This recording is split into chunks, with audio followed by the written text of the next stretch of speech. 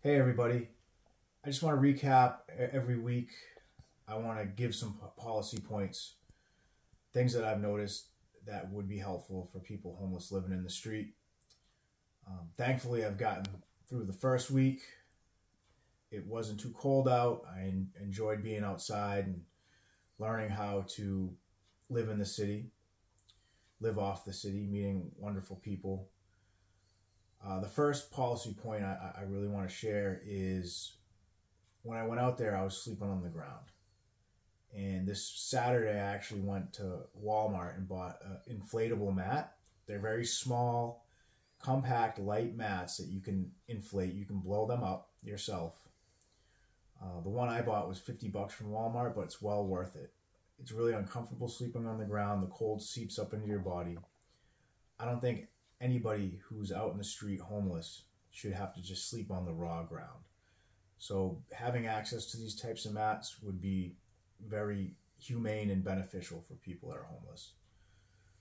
The second policy point is possibly having designated sheltered places in the city near the resources that people use regularly. Like the Commons has a lot of resources congregated in one area, and I haven't spent too much time on Mass and Cass area over in South Boston, Dorchester, but I know that there's a lot of resources there. A lot of people like to sleep outside. So one thing is you're open to the elements. So having like designated sheltered areas where people might be able to sleep outside, I think that would be helpful for people because sometimes you just have to be creative and find a place to sleep outside.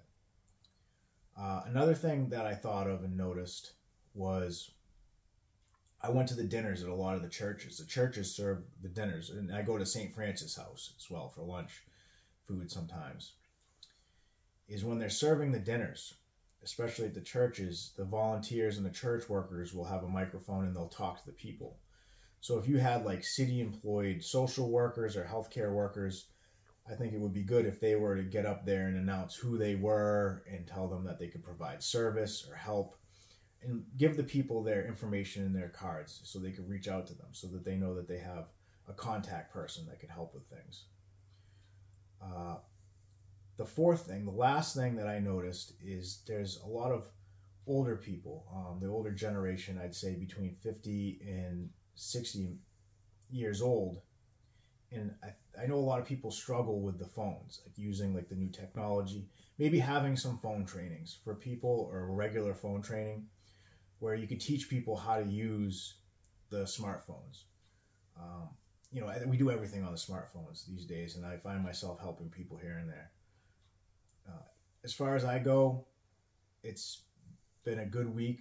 Sleep has been broken, but I'm happy to have my new sleeping mat. And I'm looking forward to just getting through this project, hopefully unscathed. And I really just appreciate everybody watching, and I'm going to try to bring interesting information and content about my experiences living homeless for 366 days. Thank you all very much.